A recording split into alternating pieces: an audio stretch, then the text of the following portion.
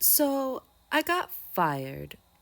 Now you might be wondering, what did you do to get fired? I don't know, but I have my suspicions. So at this job, I mainly was in charge of making the coffees, bagels, and then dealing with customers. I only really had one rude customer, and he was British. Him being British had nothing to do with it, but I felt like that was necessary. So at this job that we're gonna call the Bagel Cafe, I would get there pretty early, like bright and early, like 7 a.m. early. Okay, honestly, in retrospect, that's not that early, but still, 7 a.m. is so beastly to be there because I would have to wake up at 5. And not only that, I opened every shift I had and closed every shift I had. So honestly, I was so over it. So one of these days, I'm making my coffees, minding my own business, and then one of my coworkers just asked me, she's like, "Hey, like, have you gotten paid yet?" And to this, I opened my nosy little ears and I started talking to her. So the way this job worked is that you had your training days, and that would typically be 2 days, and then you would start working the next week, which would be your actual first week working. So you would have to work that full week and then get paid the next Sunday. So that's when payday was supposed to be, but I didn't get paid that day. I got paid on a Wednesday, and then I did it again, and I still didn't get paid on Sunday.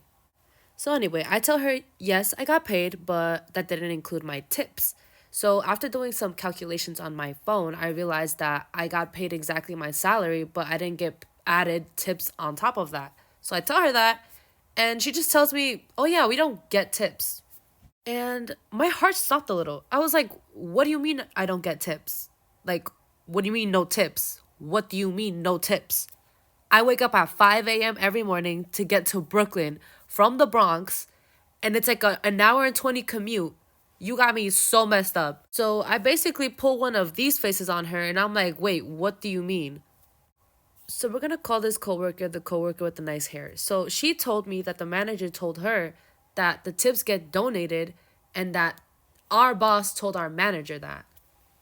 So basically, what our boss had done is that he disguised this under the mission statement of the company, which was that every bagel that's bought, half of it goes to us and half of it goes to charity.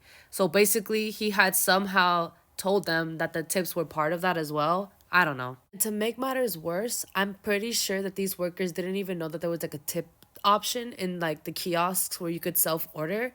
And I was the one to tell my coworker that. And she looked pretty mad when she found out.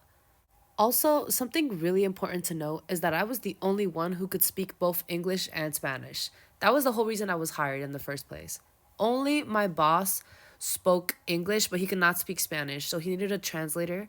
And there was only one other person who did that, and she would work on and off when I wouldn't work.